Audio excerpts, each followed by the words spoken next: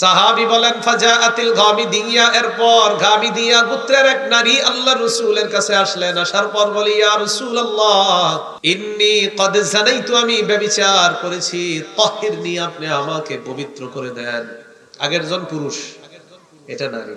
ওয়া ইন্নাহু রাদ্দাহা, আল্লাহ নবী তাকে ফিরিয়ে দিলেন। যাও, কি বলো এসব?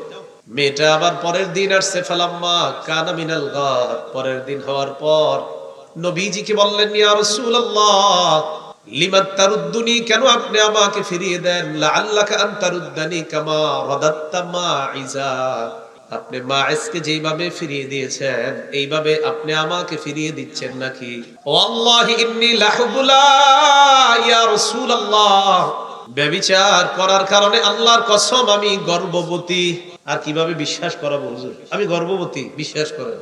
নবীজি বললেন, ইম্মালা হাত্তা তালিদি, তাহলে তোমাকে এখন যদি শাস্তি দিতেই হয় এখন না, তুমি যাও, সন্তান প্রসব করার পর আমার কাছে আসবা।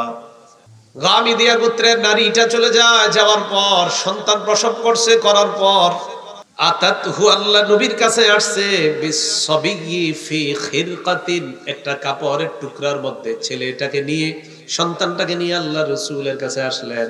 আসার পর বলে, ইয়া রাসূলুল্লাহ হাদা ক্বাদ ওয়ালাদতুহু, এই যে সন্তান আমি জন্ম দিছি, আমাকে তাড়াতাড়ি আপনি জিনার এই শাস্তি দিয়ে আমাকে অপবিত্রতা থেকে পবিত্র করে দেন, পবিত্র অবস্থায় আমি যেন দুনিয়া থেকে বিদায় নেই।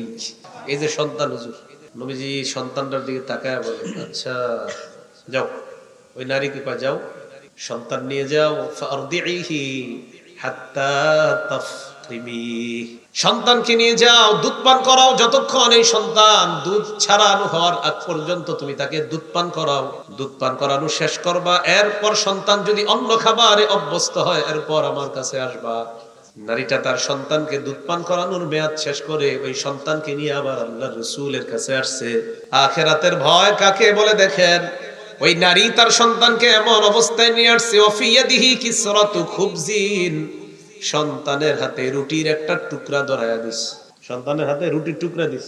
নবীজির কাছে আসছে। আসার পর কয়, ইয়া রাসূলুল্লাহ আমার সন্তানের দিকে তাকায় দেখেন, কদ আকালা, আমার সন্তান এখন খাইতে পারে, এই যে দেখেন খাইতে পারে। নবীজি সন্তানটাকে নিয়ে গেলেন। দাফা সাবিয়্যা ইলা রাজুলিন, আল্লাহর রাসূল এক সাহাবীর দায়িত্বে সন্তানটাকে দিয়ে দিলেন।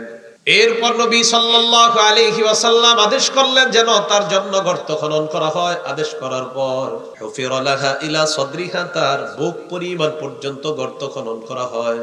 গর্তের মধ্যে নারীকে রাখা হয়। আমার আন্নাস ফারাজামুহা, নবীজি তাদেরকে আদেশ করলেন যেন নারীকে পাথর মারে। সাহাবারা নারীকে পাথর মারতে লাগলেন। ইউকবিলু খালিদ ইবনুল ওয়ালিদ বিহাজারিন রমা রাসাহা, খালিদ ইবনুল ওয়ালিদ একটা পাথর আইনা ওই মহিলার মাথা বরাবর মারছে।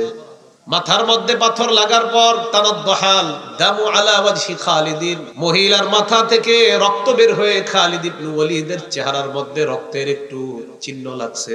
ফাসাব্বাহা, খালিদ ইবনে ওয়ালিদ রাগে ওই মহিলার একটা গালি দিছে, বেবিচারী নারীর রক্ত আমার গায়ে লাগছে, একটা গালি দিছে। সামিআন নবী সাল্লাল্লাহু আলাইহি ওয়াসাল্লাম সাব্বাহু ইয়াহা, আল্লাহ নবী ওই নারীকে যে খালিদ ইবনে ওয়ালিদ গালি দিয়েছেন, আল্লাহ নবী এই গালিটা শুনলেন।